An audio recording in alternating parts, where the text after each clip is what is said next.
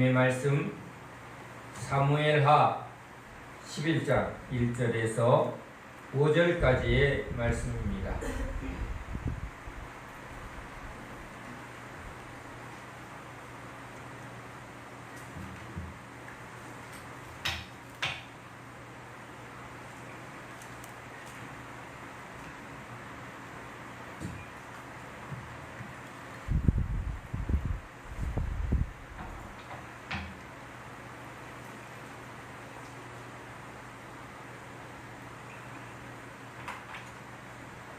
사무엘하 11장 1절에서 5절의 말씀입니다.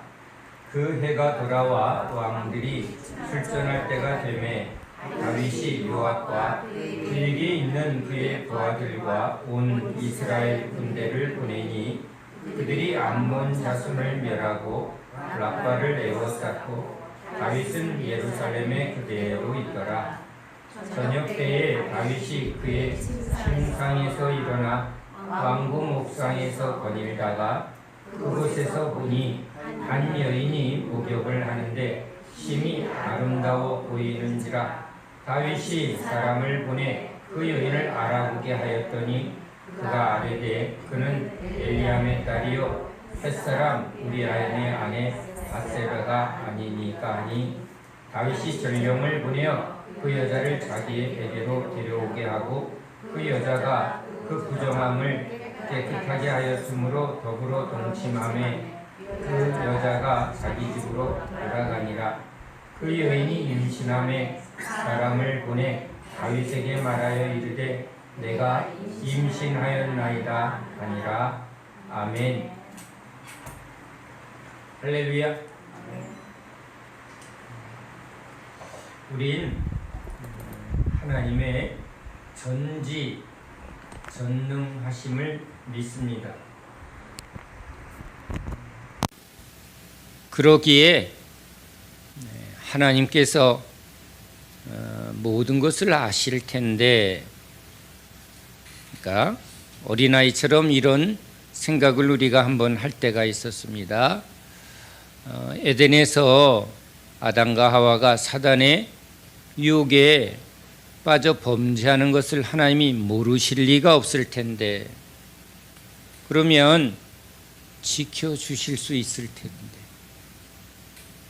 아예 사단이 그 에덴에 들어오지도 못하게 하고, 아니면 미리 아담아 하와야 조금 있으면 사단이라는 놈이 너희를 유혹할 거야. 그 유혹에 빠지면 너희들 크게 고통을 겪을 거니까 그 절대 속지 마라. 걔가 말하는 건 다 속임수야 하고 미리 알려줬으면 사단이 왔을 때 그것을 먹으면 정녕 하나님처럼 되리라. 그러면 그렇게 좋은 거면 너나 먹으세요. 우리는 안 먹습니다. 그렇게 좋은 거면 당신이나 실컷 드세요라고 딱 걷어찼을 텐데, 하나님은 왜 가만히 내버려 두셨을까? 그렇죠? 우린 하나님 마음에 합한 자라 하나님이 참으로 이 다윗을 기뻐하셨는데, 그러면 사랑하는 이 다윗이 지금 아주 엄청난 범죄를 저지르는 것을 주님이 모르실 리가 없을 텐데, 그날 밤 새벽에 주께서 다윗을 깨우사, 그렇죠? 다윗아, 정신 차려 이놈아. 너 곧 시험이 있을 테니 유혹에 넘어가지 마라 하고 말리셨어야 되는데, 우린 다윗의 또 하나의 범죄를 성경에서 발견합니다. 다윗이 군사의 수를 계수하니 이렇게 되어 있습니다. 사무엘하 24장에 보면 하나님께서 다윗이 이렇게 군사의 수를 계수하는 것을 주님이 아셨다고 분명히 말합니다. 그러면 하나님께서 이 일이 범죄라는 것을 아셨을 텐데 왜 하나님께서 이것을 허락하셨을까? 여호와께서 다시 이스라엘을 향하여 진노하사 그들을 치시려고 다윗을 격동시키사 가서 이스라엘과 유다의 인구를 조사하라 하신지라. 하나님이 지금 다윗의 마음을 격동시켜서 이 군사의 수를 이스라엘과 유다의 인구를 조사하라고 하나님이 시켰다고. 그런데 이렇게 시킨 이유가 지금 하나님이 치시려고 징계하려고 일부러 이 범죄를 하게 하셨다라는 말로 성경은 기록이 되어 있습니다. 그러니까 우리는 하나님께서 막으시는 게 아니라 오히려 죄를 짓도록 충동질하셨다고 이렇게 해석하기가 참 쉽습니다. 그런데 왜 하나님은 이 일을 막으시지 아니하시고 이것을 내버려 두셨을까? 역대상에는 이제 이 다윗이 이스라엘 백성의 수를 계수한 것이 사단의 충동질이었다고 기록이 되어 있습니다. 그러니까 이제 우리 에덴에서 있었던 것처럼 사단이 다윗을 충동질하는 것도 주님이 아셨을 텐데 그것을 막지 않았다는 거예요. 그러니까 에덴에서도 사단의 시험을 막지 않았어요. 자, 베드로가 지금 사단이 밀가 부를 듯 청구하였을 때 그러면 미리 베드로에게도 말했는데 그런데 베드로가 넘어질 것을 아셨으면 주님이 사단아 내 종을 건드리지도 마라. 아예 근처도 얼씬거리지도 마라. 이렇게 해 주셨어야 되는데 그것을 허락하셨어요. 우린 욥기에서도 하나님이 이제 사단이 욥에 대하여 아주 뭐 하는 거예요? 자꾸 시험할 것을 하나님 앞에 요청할 때 목숨은 건드리지 말고 오히려 그 시험을 하나님이 허락하심으로 사단이 욥에게 그 세 가지 재앙을 일으키는 것을 보게 됩니다. 그러면 하나님의 의도는 도대체 무엇일까? 하나님이 계획도 없이 목적도 없이 그런 일을 이렇게 허락하시는 것일까? 우린 지난 시간에 이스라엘 백성들을 이 광야에서 이끌어내어 약속의 땅 가나안에 지금 이끄시는 일은 진짜 주님한테는 너무 쉬운 일인데 40년을 광야살이로 이끌어서 이스라엘을 시험하시어 그를 낮추고 가난하게 하여 시험하시겠다고. 하나님은 시험하는 분이 아니라고 분명히 말씀하셨는데 아브라함에게 이삭을 바치는 것도 시험이라고 말씀하시고 여기 광야의 이스라엘 백성들을 지금 하나님이 시험하신 걸로 돼 있고 다윗도 지금 하나님이 이 사단의 충동질까지 허락해서 그 일을 겪게 하셨다는 거예요. 베드로도 사단이 흔드는 것을 하나님이 허락했다는 거예요. 자, 그러면 여러분 우리 삶에 일어나는 모든 일이 하나님의 허락 없이 되는 일이 없구나. 참새 한 마리도 하나님의 허락 없이 떨어짐이 없는 거예요. 아유, 내가 왜 눈이 삐었지? 그 인간 저 인간을 내가 만나서. 근데 그것도 하나님의 허락 없이는 되어지는 게 아니라는 거예요. 내가 왜 허구 많은 집에 그렇죠? 김태희 같이 이쁘게 낳는 부모님을 만나서 예쁘고 날씬하게 이렇게 안 하고 왜 내 몸을 이렇게, 그렇죠? 근데 아니라는 거예요. 내가 그렇게 이쁘고 날씬했으면 오늘 이 자리에 주여하고 있었을까요? 아니면 날아다녔을까요? 네. 자, 우린 범사에 하나님의 주권을 감사함으로 받으시기 바랍니다. 제가 재미난 상상을 했어요.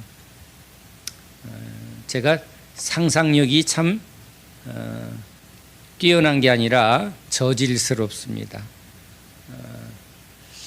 주님이 출애굽했을 때, 그렇죠? 출애굽할 때 애굽에 여러 가지 그동안 노동한 것에 대해서 주인에게 금붙이나 그 어떤 상응하는 것을 가져오게 합니다. 물론 나중에 그것을 성전을 세우는 일에, 성전 도구로 쓰는 일에 그 금붙이를 쓰게 합니다.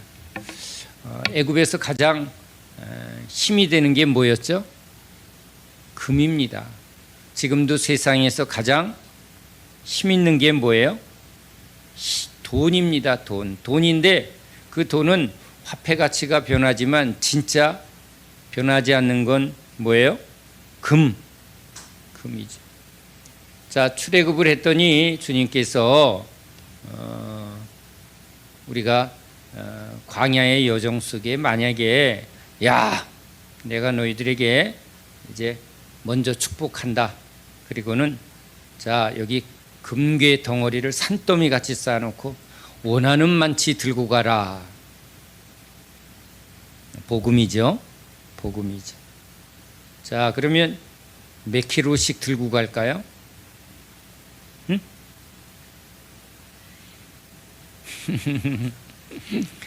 자, 아주 그때는 우리 저 돌쇠 아저씨가 제일 땡 잡았습니다. 근데 우리 그동안 운동도 한 게 없고 근육도 없어서 난 일 못해 하던 그 사람이 제일 아이고 그동안 열심히 노동이라도 할 걸, 근력이라도 키울 걸 했더니 그동안 애굽에서 험한 일하면서 그냥 무거운 것도 그냥 번쩍번쩍 들던 우리 아주머니들이 그냥 오모 이 웬 장땡이요 하고 그냥 짊어지고 막 여기저기 쑤셔놓고 아마 저 20kg 쌀 그냥 한 손에 번쩍 들듯이, 그렇죠? 금괴 질 수 있는 만큼 쥐고 자 출발한다고 합시다. 아유, 그동안 먹을 힘도 없어서 몸매 신경 쓰느냐고 그냥 날씬하게 했는데 그때는 그냥 너무 후회가 되는 거예요. 그렇죠? 몇 개 못 집어넣고 그거 들고 낑낑 걸어간다고 생각합시다. 자, 그런데 광야길에는 이 금괴가 효용이 없는 거예요. 빨리 가나안에 가서 이 금괴를 팔아서 땅을 많이 사야지 했는데 주님이 지금 광야길을 빨리 갈 거면 일주일만 참자. 거리를 대충 하니까 최소한 열흘만 이걸 지고 가면 된다고 이를 깨물고 아주 막 죽을 똥 살똥 땀을 뻘뻘 흘려가며 하나라도 이걸 안 놓치려고 하는데 지금 이걸 몇 년 걸어가요? 40년. 자, 길에는 뭐가 떨어져 있을까요? 금괴가 자꾸 떨어집니다. 아이고 이거 왜 금방 갈 줄 알았더니 뒤로 돌아가 할 때마다 하나씩, 뒤로 돌아가 할 때마다 나이 들으면서 하나하나 아이고 이거 아까워라. 자, 점점이죠. 점점 뒷길에는 금괴만 떨어집니다. 그 금이 아까운 사람은, 금의 효용성을 생각하는 사람은 아마 안 되겠다, 빨리 애굽으로 가자. 애굽에 가서 이걸로 떵떵거리며 땅땅거리며 이걸로 한몫 잡자 하고 금괴를 그냥 짊어지고 애굽으로 돌아간 사람도 있을 것입니다. 제가 왜 이 말을 하냐면요, 진짜 가지고 갈 수 있는 게 여러분 주님 나라에는 정금밖에는 없습니다. 하나님의 말씀의 은혜, 그렇죠? 그 정금 같은 믿음의 은혜, 금으로 말하면 그렇죠? 이 황금이 아니라 말씀의 정금입니다. 영생을 주는 이 하나님의 말씀입니다. 하나님의 말씀을 들을 때마다 그것이 금 1kg다. 예배에 오면 황금 1kg 준다 그러면 여기 사람들이 미어 터질 것입니다. 그런데 영생의 나라에 들어가는 정금의 말씀을 은혜 받는 자마다 마음껏 가질 수 있다. 그 정금의 가치, 세상은 황금의 가치죠. 여러분 1kg면 얼마일까요? 갈 거예요. 그렇죠? 예배 올 때마다 꺽꺽거리면 아마 모든 예배에 세미나는 특별히 2배로 줍니다. 그러면 막 세미나에 난리가 날 겁니다. 그런데 세미나나 예배 때 주님은 또 주고 싶은 것이 있죠. 말씀의 은혜입니다. 근데 말씀의 은혜는 세상에서는 소용없고 어디서만 소용이 있어요? 하나님 나라에 들어갈 때입니다. 그 정금의 은혜를 여기 가득 채운 사람은 알곡이 돼서 천국에 들어갈 것이요, 세상에 황금을 진 사람은 그 믿음의 길에는 이 황금은 오히려 짐이 되니까 오히려 이 금을, 황금을 쓰려고 어디에 주로 갈까요? 애굽으로, 세상으로 돌아갈 겁니다. 우린 진짜 가치를 아는 자가 되어야 합니다. 말씀의 은혜가 얼마나 귀하고 계산이 안 되는 건지를 지금은 모릅니다. 그런데 천국문 앞에서 이제 심판의 보좌 앞에 가면 정금을 하나님의 말씀으로 가득 채운 사람들이 하나님의 영광의 나라에 들어가고, 아무것도 없는 사람들이 이제 불구덩이에 던져지는 것을 볼 때 이제 이를 갈며 그렇죠. 왜 이를 갈까요? 자기 자신에 대하여 이를 갈 거예요. 내가 어찌리 어리석었노. 내 눈을 빼버리고 싶다. 내 귀를 뽑아버리고 싶다. 하나님의 말씀에 그 구원의 은혜가 얼마나 큰지를 알면서도 무엇에 눈이 멀었어요? 세상의 눈이 멀고 황금의 눈이 멀었구나. 내 욕심의 눈이 멀었구나. 가끔씩 말씀에 찔려서 깨달을 때도 있었는데 내가 진짜 어리석구나 하고 이를 갈며 자기 자신을, 아니면 자기 머리를 막 두들겨 패고 있을 거예요. 가슴을 치고 머리를 때려도 소용이 없는 거죠. 제가 오늘 찬송을 할 때 하나님의 은혜를 붙들면서 하나님의 은혜의 능력과 그 가치를 우리가 알게 해 주옵소서. 단순히 병이 나았습니다, 문제가 해결되었습니다 라는 그 차원을 넘어 하나님의 은혜가 얼마나 귀하고 얼마나 가치가 있는지를 아는 자가 되게 해 주옵소서. 저 아프리카 땅에 다이아몬드의 가치를 모르는 아이들은 그 유리 조각인 줄 알고 그걸로 뭘 했을까요? 공기놀이 했을 거예요. 그런데 그 다이아몬드의 가치를 아는 사람은 그 다이아몬드를 찾으려고 눈이 뻘개지도록 오히려 핏값을 치르고 생명값을 치르고 아주 목숨을 걸고 그 다이아몬드를 취하려고 한다는 거예요. 왜? 다이아몬드의 가치를 아니까. 예수님의 가치를 발견하는 게 그게 참 보배로운 은혜입니다. 소경에게 눈을 뜨게 하는 것만큼 큰 복이 없는 겁니다. 그렇죠? 문둥병자가 깨끗함을 얻는 것이 얼마나 귀한지 모릅니다.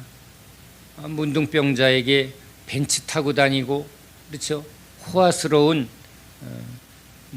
주택과 세상의 부와 번영이 아무리 주어진다 해도 그 문둥병자는 저 밖에서 뛰어다니는 가난한 어린아이의 깨끗한 피부를 보며 막 한탄을 하고 한숨을 질 겁니다.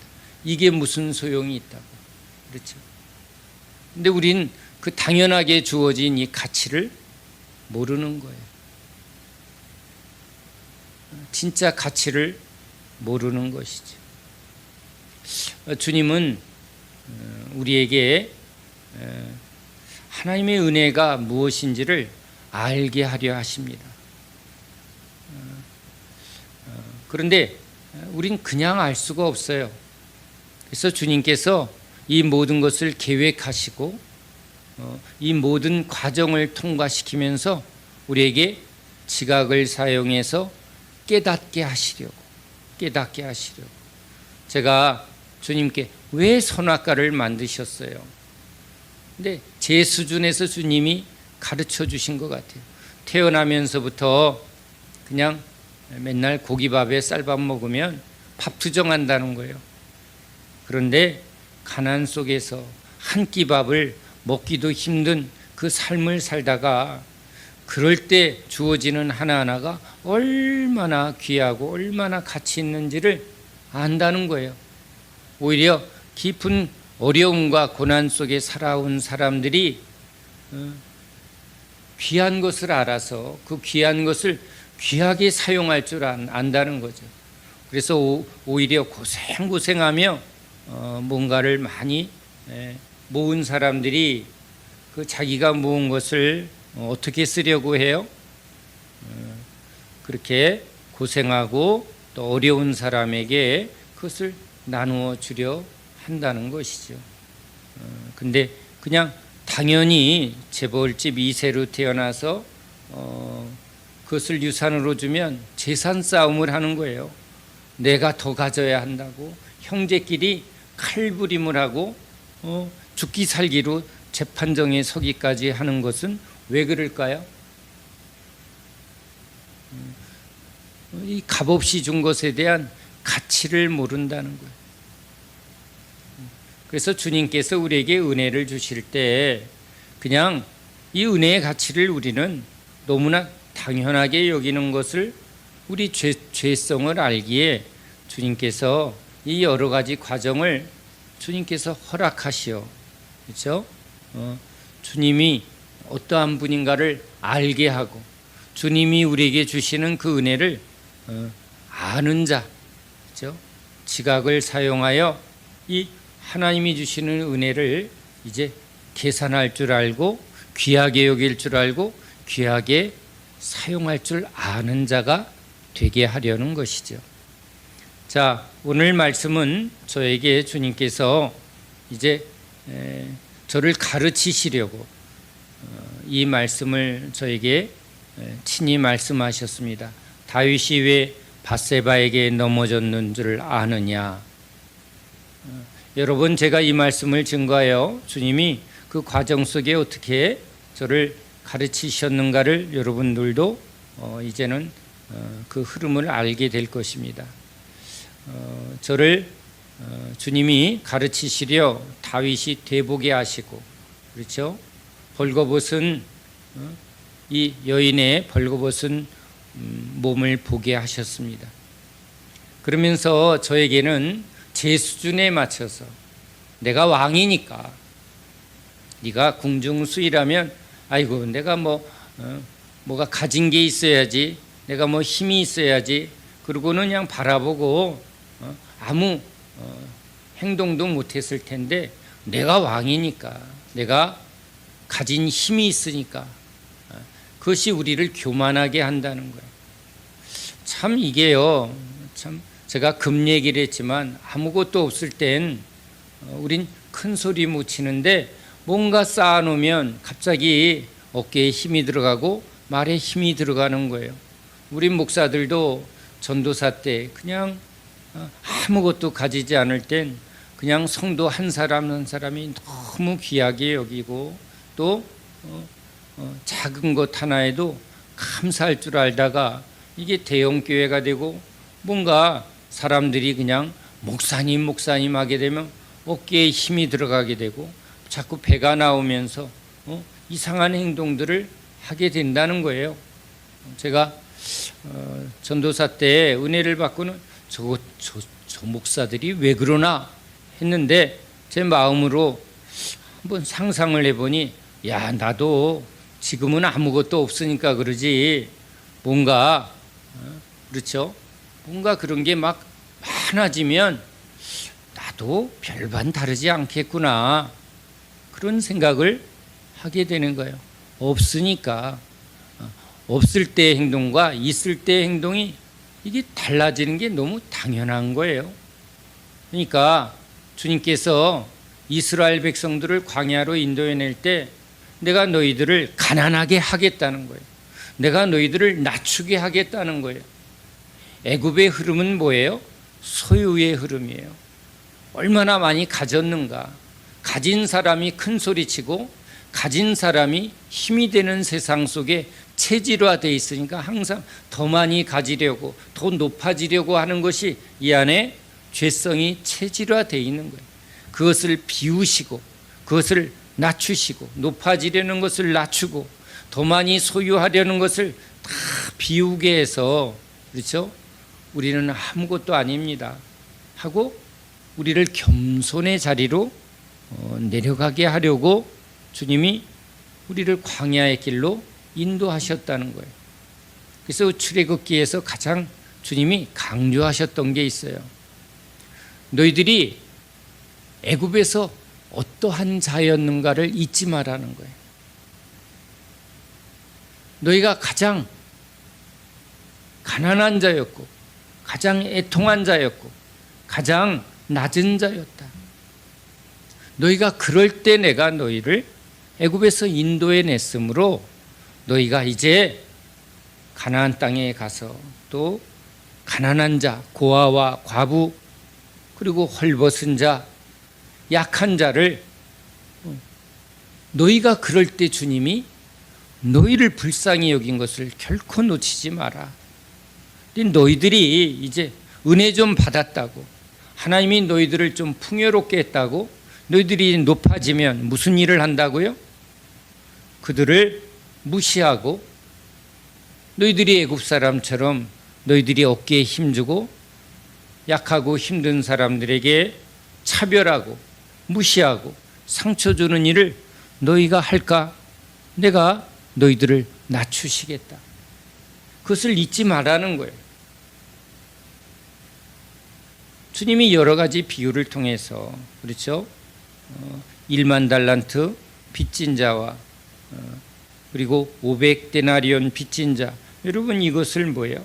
자기가 빚졌을 때 그 고통을 잊지 못하고 이제 가난한 자 빚진 자의 마음을 헤아리지 않는 것을 주님이 매우 그것을 주님이 죄로 여겼다는 거예요.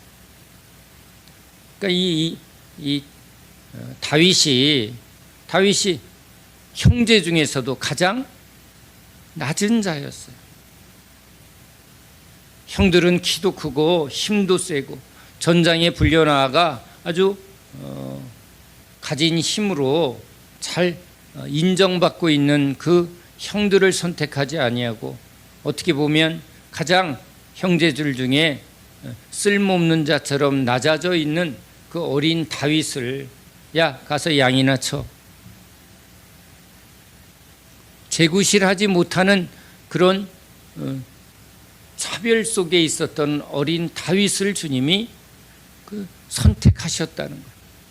그래서 네가 그렇게 낮은 자였을 때 그리고 너를 지금 죽이려고 그냥 그 왕이 너를 죽이려고 쫓아다닐 때, 네가 가장 낮았을 때, 가장 어려웠을 때 내가 너를 그 속에서 보호하고 내가 구원한 것을 잊지 말라는 거예요.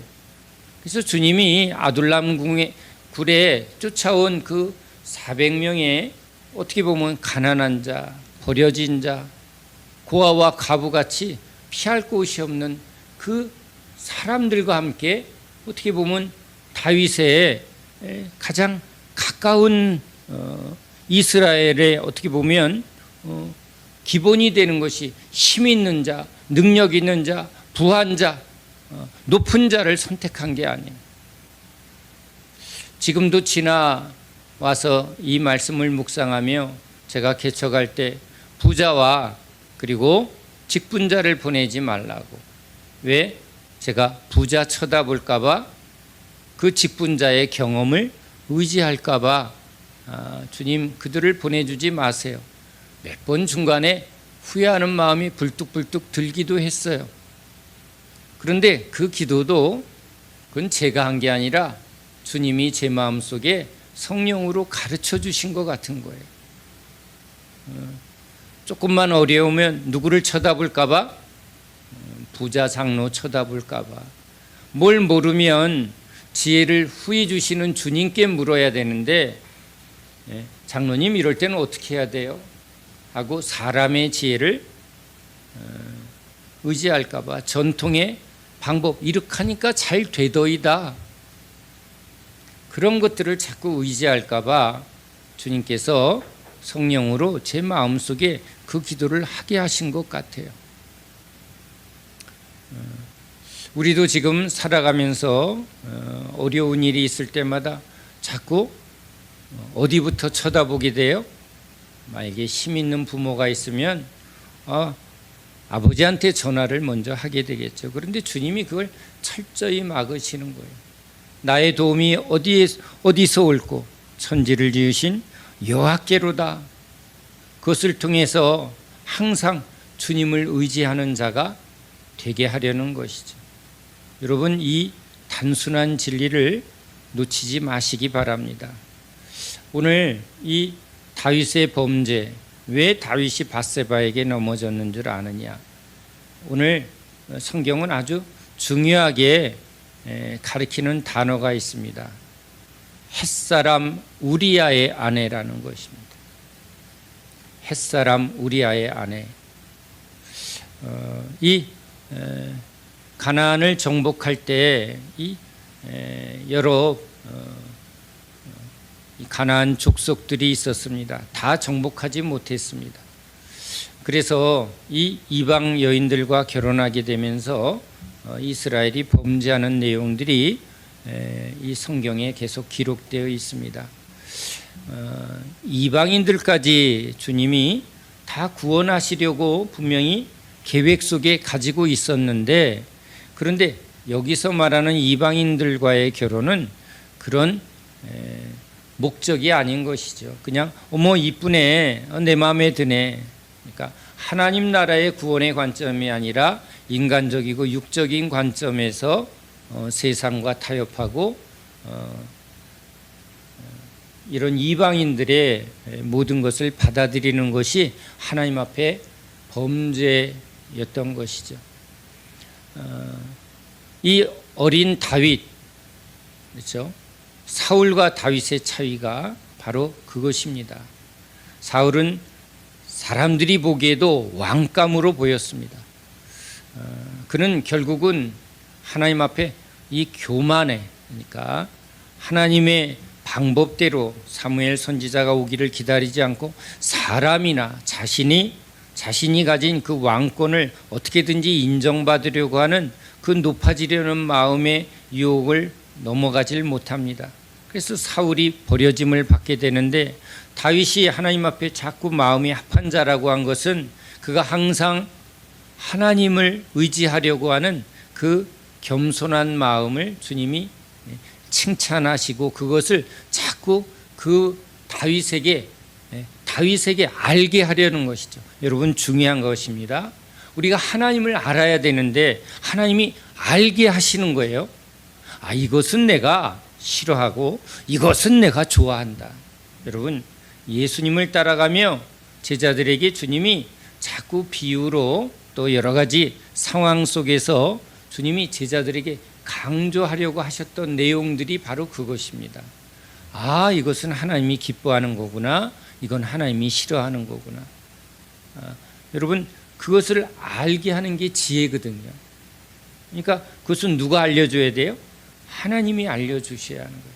그런데 우리는 끊임없이 내가 보기 좋은 게 좋은 거고 내가 옳다고 여기는 게 옳다고 여기는 죄의 속성, 자기 기준, 내 옳은 판단과 내 생각이 아주 우리 안에 이게 깊이 뿌리 박혀 있는데 그것을 자기 부인시키려고 주님은 언제나 옳습니다.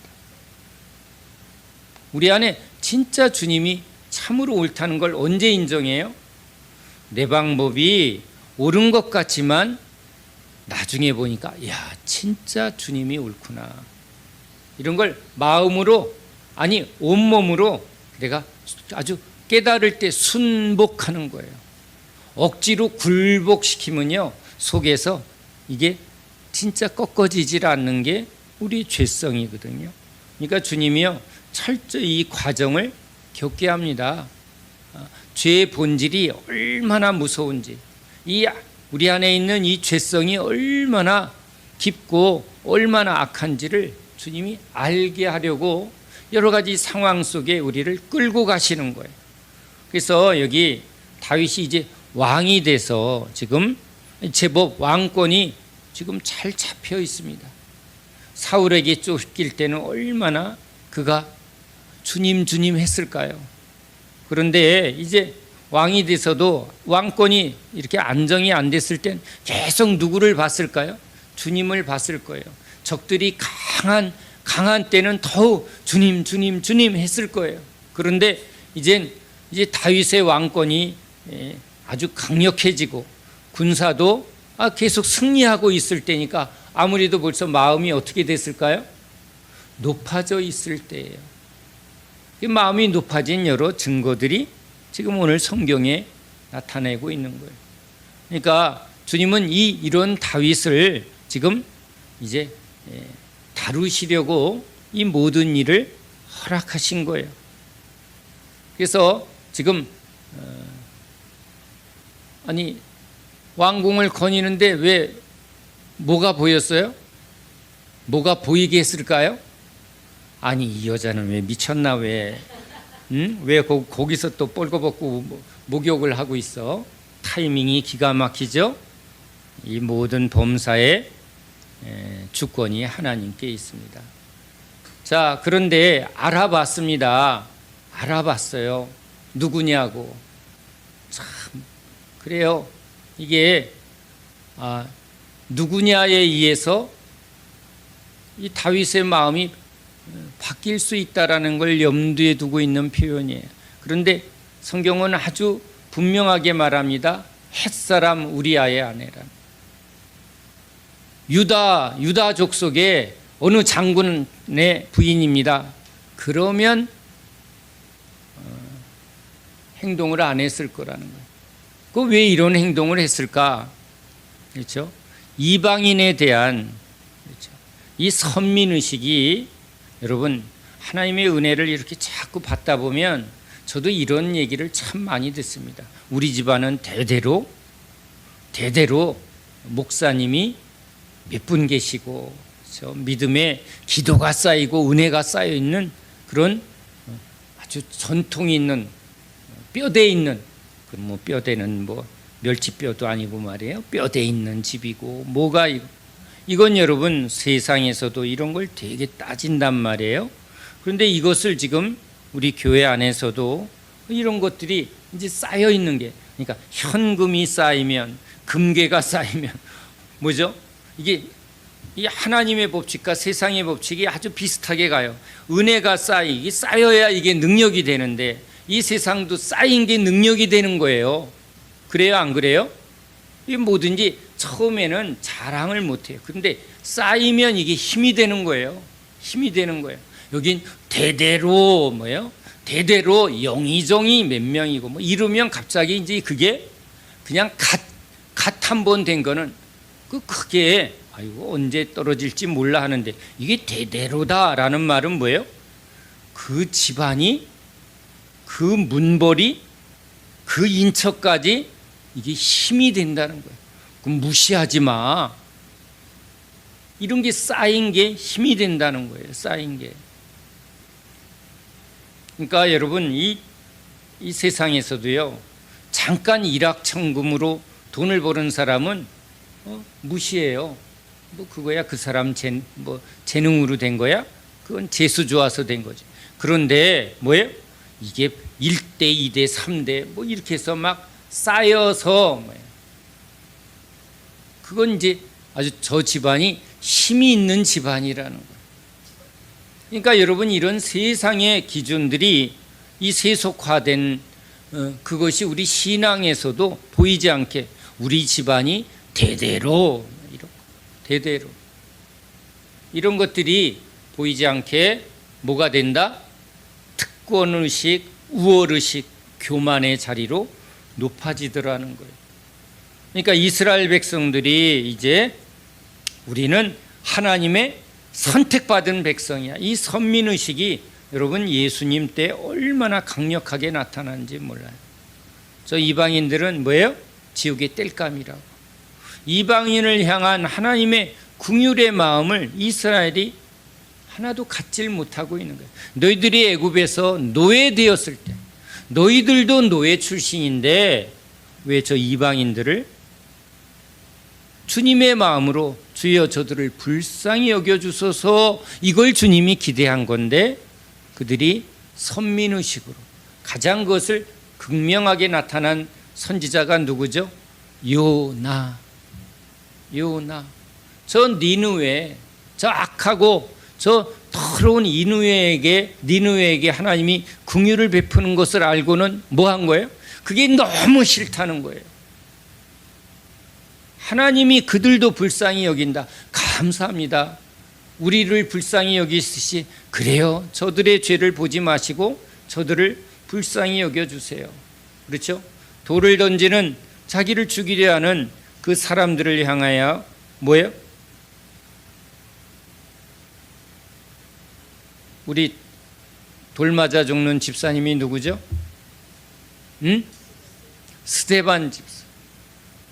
스데반 집사 안에 뭐가 있는 거예요? 하나님의 긍휼. 그러니까 여러분 이 이스라엘 왕, 이스라엘의 진짜 왕은 예수님이죠. 예수님의 마음을 그죠? 이 다윗에게 주님이 꼭 붙들게 하고 싶은 게 뭐예요? 그 예수님의 마음인데 지금 다윗의 마음 깊은 곳에 계속 뭐가 쌓여 있는 거예요? 이스라엘에 대한, 이 유다에 대한 선민의식이 이게 이 안에 벌써 쌓여 있으니까 뭐라고 그래요? 햇사람 우리아의, 이게 딱 나오는 거예요. 우리아의 마누라야? 그러면 뭐예요? 이건 내 마음대로 해도 되네. 하나님의 마음이 없어지고 이제 그런 인본주의적, 세상적인, 그렇죠? 그래서 나중에 나단 선지자를 통해서 부자, 그죠?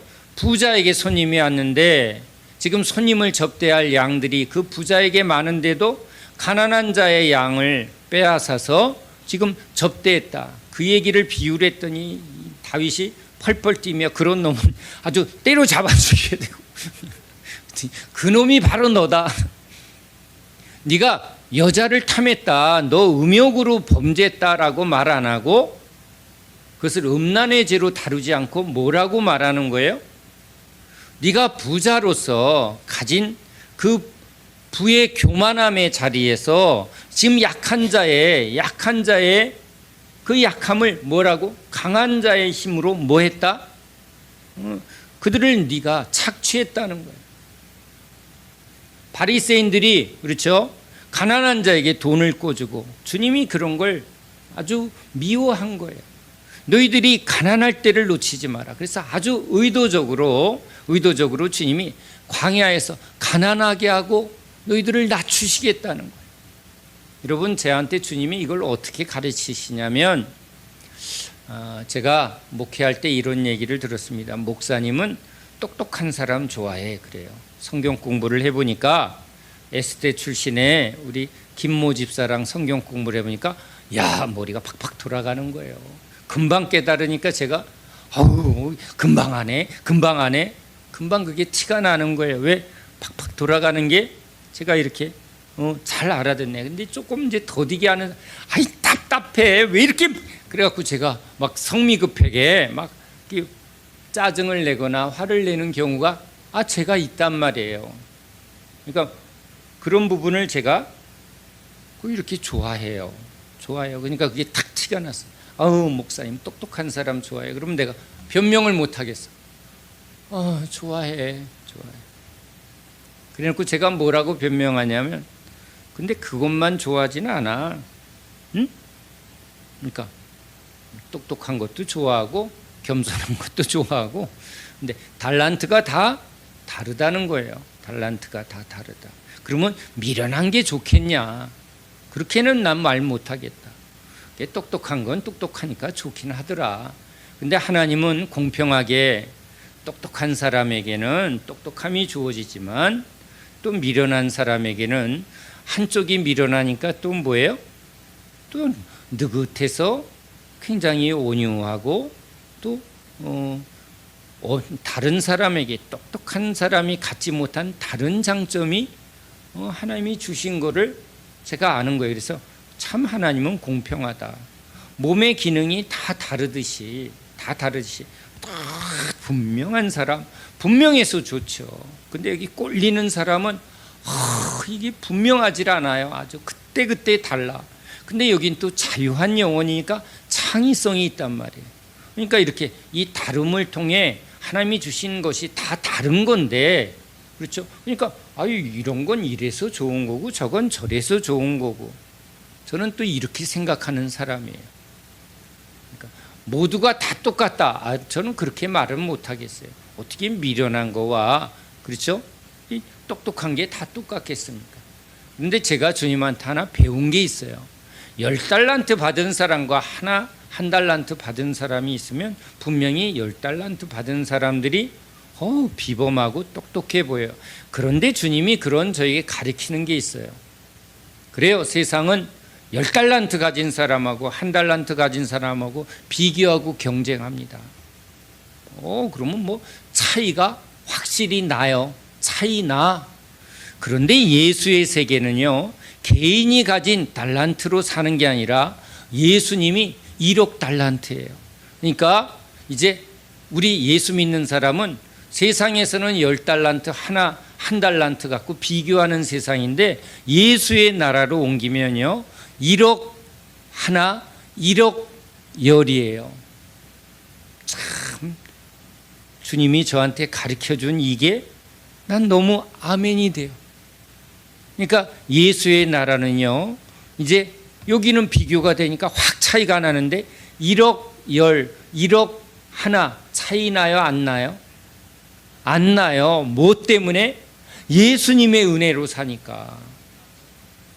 예수님의 은혜로 사니까 이게 차이가 안 나는 거예요. 그러니까 세상에서는, 그렇죠? 학벌 갖고 나는요 가방끈이 짧아. 근데 예수의 나라로 옮기면 여러분 학벌이 뭘로 바뀌어요? 예수대학. 세상에서는 하버드, 스카이. 근데 진정한 스카이는 어디라고요? 여기 하늘예수대학 출신. 여기 오면요, 여기 못 배운 사람들이 예수대학에서 더 날린다는 거 아세요? 근데요, 여기서 세상에서 잘난 사람들은요 예수대학을 자랑을 안 해. 나 2대 나온 여자야 이러고 있어. 여기 교회에 와갖고. 그래서 아니 저 사람은 예수대학이 최고라는 걸 모르네. 그런데 예수대학이 최고인 것을 자랑하는 사람은 누구예요? 가방끈 짧은 사람은 복음이야, 예수대학이. 그래서 이제 자기 소개서에 뭘 쓴다고? 예수대학 졸업. 그거 최고거든요. 그렇죠? 그거 최고예요. 근데 이걸 아직도 모르는 사람은 교회 와갖고 자꾸 저 사람이 어디 나왔대? 그 얘기를 여기 와서 해. 아, 저 사람은 뭘 모른다? 예수의 가치를 모른다. 예수님의 은혜의 가치를 모른다. 아멘이죠? 아멘이에요. 그러니까 주님은요, 우리로 예수로 살게 하려는 거예요. 그러니까 다윗이 진짜 이 하나님의 은혜를 알아서, 그렇죠? 저 이방인들도 하나님이 우리를 불쌍히 여긴 같이, 그래서 전부 예수 안에서 유대인이나 이방인이나 다 하나가 되게 하려. 그게 참 이스라엘의 왕이신 예수 그리스도의 마음인데, 다윗이 지금 뭘 붙들고 있어요? 우리는 선민이고 저것들은이죠. 그래서 교회에서 이제 부자가 오니까 아유, 우리 장로님 오셨네. 아유, 회장이, 또 장로님이 아니라 또 회장님이에요. 제가 실제 이렇게 참 세상에서 유명하고 잘난 사람하고 성경 공부를 해보니까 영적인 얘기를 하면 그분들이 못 듣는 거예요. 그럼 제가 막 너무 그게 은혜가 되는 거예요. 야, 하나님 공평하시다. 우리 교회는 못 배우고 잘난 것이 없는데 영적인 얘기만 하면 막 눈을 반짝반짝 아멘 막 그냥 막 우리말로 성령 나는 거예요. 신나는 거예요. 예? 막 은혜가 충만해지는데, 세상에서 잘난 사람들은 영적인 얘기를 하면 이게 들어도 못 듣는 거예요. 그거 참 신기해요. 이게 세상에 지혜 있다고 하는 사람들이, 여러분, 하나님 나라에서는 그게 해가 되는 거예요. 해가. 바울이 진짜 이걸 고백하는 거예요. 이게 해가 되더라고. 그래서 여러분, 예수의 나라가 진짜 아멘이에요. 그래서 다윗에게 지금 주님이 뭘 알게 하려고? 예수 그리스도의 참 왕이신 이 예수의 마음을 알게 하려고. 이제 그걸 여러분, 주님이 어떻게 알게 해요? 우리 속에 있는 이 저 깊이, 그렇죠? 사람들 앞에서는 잘 나오지 않는데 이 어떤 상황 속에 주님이 이걸 드러내. 광야는요, 다 드러내는 곳이에요. 교회는요, 죄를 드러나게 하는 거예요. 하나님의 말씀은 예리한 검처럼, 그죠? 우리의 영과 혼과 골수를 쪼개어 감추인 것을 드러나게 하는데, 지금 다윗을 드러나게 하는 거예요. 베드로 속에 있는 그 교만을 드러내게 하는 거예요. 사단을 통해서 그걸 드러나게 해요. 우리도 망해봐야 진짜 우리의 본색이 드러나요. 어떤 상황 속에 주님이 아주 기가 막힌 방법으로 드러내요. 제가 최근에 만난 한 집사님이 열심히 일하고 아주 크루즈 여행을 했는데, 가는 곳마다 자기만 계속 아주 이해할 수 없는 일을 겪더래요. 꼭지 돌게 만들더라는데, 거기서 막 웃었어요. 왜? 하나님의 솜씨거든요. 그래서 뭘 보게 하려고? 자기의 끝을 보게 하려고. 그건 하나님의 은혜인 거예요. 하나님의 은혜. 왜 나한테 이런 일이 아니에요, 여러분? 하나님의 은혜인 줄 믿으시기 바랍니다. 그래서 지금 이 다윗의 범죄를 통해서 지금 주님은 다윗에게 은혜를 알게 하려고, 죄가 많은 곳에 은혜가 넘쳤다. 많이 사함받은 자가 많이 사랑을 알게 되고요. 그래서 이제 또 누구를 품을 수 있어요? 죄를 범한 사람을 품을 수가 있는 거예요. 왼밤 때린 사람에게 오른밤을 내미는 것은요, 그냥 주님이 시켰으니까 하는 게 아니라 진짜 많이 맞아본 사람이 그 얘기를 그걸 아는 거예요. 아, 저 사람 많이 화났구나. 그래요. 많이 화났어요. 한 대 더 때려요. 그리고 화 풀어요. 아, 진짜 그런 마음이 저에게도 좀 주어 주시기를 간구하게 됩니다. 아멘이죠. 저 사람 얼마나 힘들었을까. 겉옷 벗어달라는데 속옷을 벗어주라고요. 제가 서울기도원에 끌려갔을 때 그 속옷 벗겨진 마음을 진짜 경험했거든요. 벌거벗고 수치스럽고 진짜 죽을 만큼 그런 비참함에 제가 빠져봤어요. 그럴 때 그 옆 사람이 저에게 속옷을 채워주는데 그 속옷은 저의 수치와 저의 가난함을 덮어주는 주님의 사랑이에요. 주님이 그걸 깨닫게 하려고 저에게 그런 억울한 일, 이상한 일을 겪게 하신 거예요. 그러니까 그것을 놓치지 말라는 거예요. 그냥 겉으로 보여지는 게 아니라 그 사람 속에 깊이 감추어진 그 아픔을 헤아리는 예수의 마음을 놓치지 말라는 거예요. 이스라엘의 왕, 진짜 왕은 예수님이죠. 예수님입니다. 예수님의 마음을 놓치지 마라. 다윗이 왜 밧세바에게 넘어졌는 줄 아느냐. 그의 마음이 높아졌을 때 주님이 그를 낮추시고, 그렇죠? 그 중심을 주님이 새롭게 하시려고 그 과정 속에 다윗을 다루어 주신 것입니다. 여러분, 누가 범죄하면 손가락질하지 말고 주여 불쌍히 여겨주세요. 죄가 많은 곳에 은혜를 더하시는 우리 주님을 아는, 주님을 만나는, 주님의 은혜를 깊이 받는 그런 역사가 일어나게 해달라고 기도하는 저와 여러분 되시기 바랍니다. 기도합니다. 하나님, 우리가 어찌할 수 있겠습니까? 주님이 가르쳐 주셔야 우리가 주님을 알 수 있습니다. 미련한 자에게 지혜를 주시는 우리 주님, 깨닫게 해 주실 때야 우리가 비로소 아멘 하게 됩니다. 우리가 아는 것이 아는 게 아니지요. 우리가 믿는 게 아닙니다. 이런 우리를 아시는 주님, 저희를 불쌍히 여겨 주시옵소서. 주님 앞에 늘 가난한 자, 애통한 자의 그 자리, 십자가의 자리를 놓치지 않는 겸손한 저희들 다 되게 하여 주시옵소서. 예수 그리스도 이름으로 간절히 기도합니다. 아멘.